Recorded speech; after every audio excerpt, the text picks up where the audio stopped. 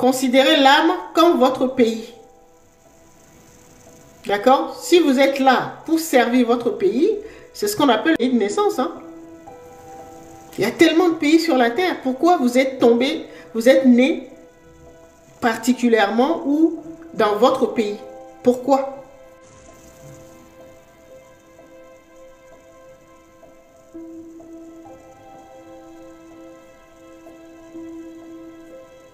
L'univers nous aime tellement et nous donne tellement d'exemples à l'extérieur.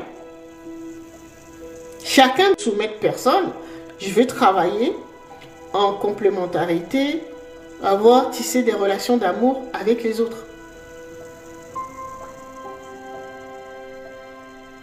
Et donc, si vous êtes là et que vous vous êtes incarné dans un pays, vous devez participer. Votre pays, c'est votre âme.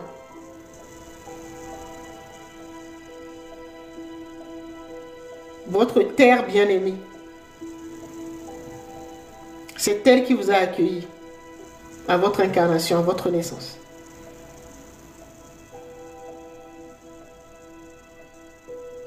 Si elle a accepté de vous accueillir,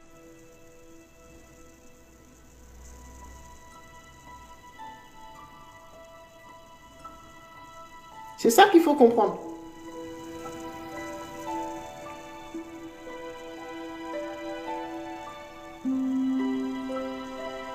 Posez-vous la question, est-ce que vous êtes patriote dans l'âme? Et vous prenez et puis vous donnez rien en échange. Parce que là, nous sommes rentrés à l'ère du Verseau. Là, ça va être compliqué. Donc les âmes ont fermé, commencent à fermer le robinet. Et les robinets, quand votre âme vous ferme le robinet, ça veut dire que toutes les portes vont commencer à se fermer les unes après les autres. Dans votre vie, vous allez commencer à avoir des blocages, des maladies, des déséquilibres.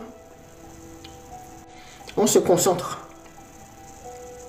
sur ce pourquoi tu es là, ce pourquoi je t'ai créé, toi en tant que véhicule. Une expérience et que le véhicule se met en rébellion contre ses plans.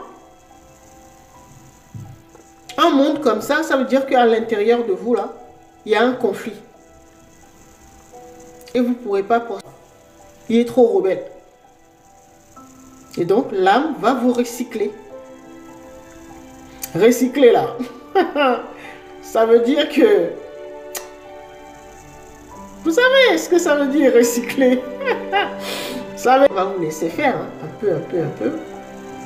Elle va essayer de vous envoyer des messages, des signes. Mais si vous captez toujours pas là, elle va vous recycler.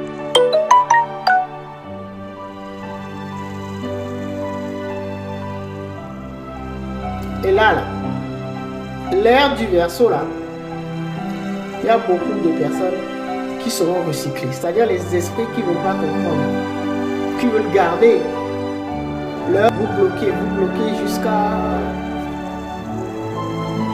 Si vous comprenez toujours pas là. Après, bon, elle va vous recycler. Elle va activer le processus. Peu de temps après, vous allez disparaître.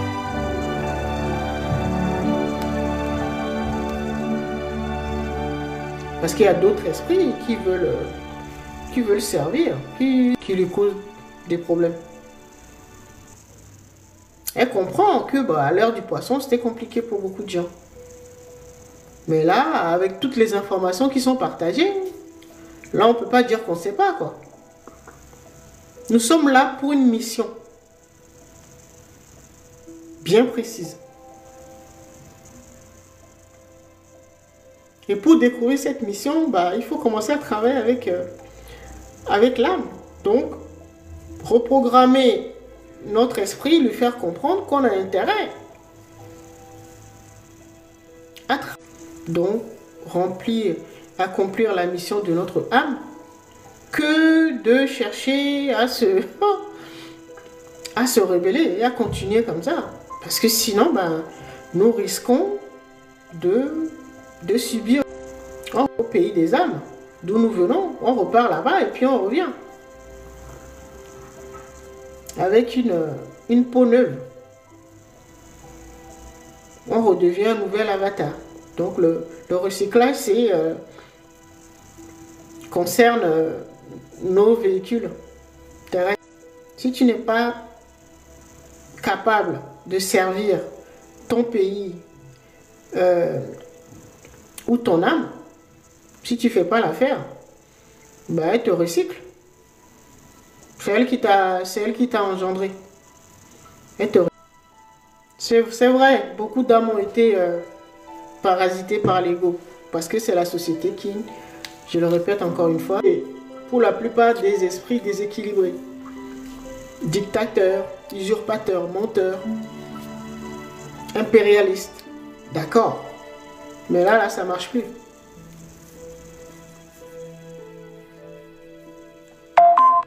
Colonisation et tout cela. D'accord. Ce qu'on appelle l'impérialisme.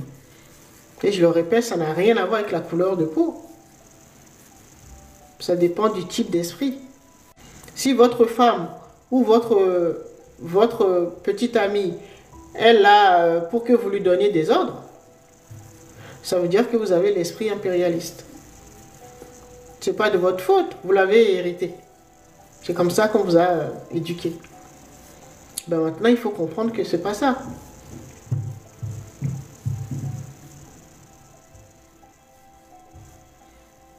Regardez les dirigeants des pays de l'AES, pour vous donner un exemple.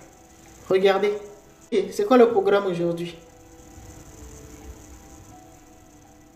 C'est ça qui doit être la priorité. Pas, bon, moi je vais chercher l'argent. Oh, moi ça c'est... Non, c'est pas ça. Hein. C'est d'abord demander à l'âme.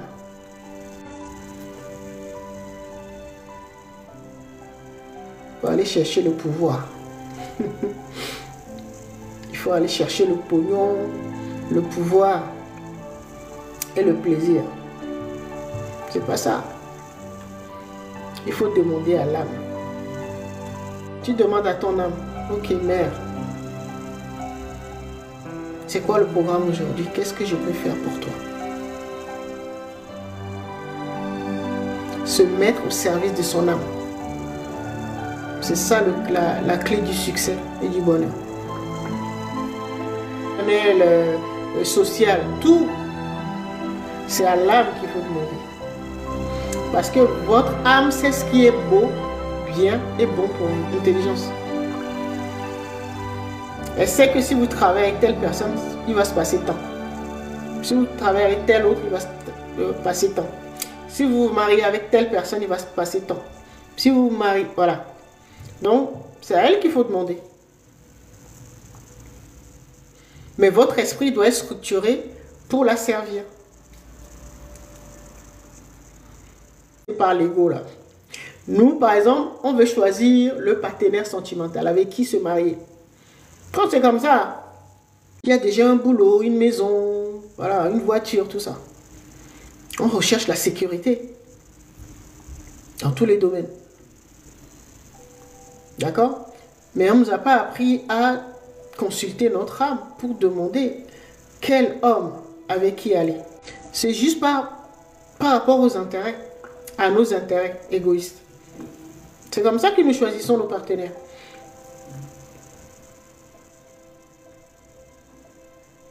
Partenaires d'affaires, professionnels et tout.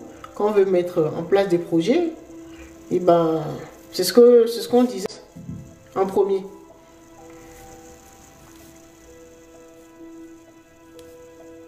Bon, j'y vais ou j'y vais pas? Bon, il est riche ou pas? Ok, bah s'il est riche, ok, c'est bon, tu peux l'épouser. L'ego recherche la sécurité, donc l'ego va vous dire, ok, vas-y. Oh, tu peux prendre cette femme, elle n'est pas trop dépendante. Elle est très attractive. Quand elle marche dans la rue, tout le monde la regarde.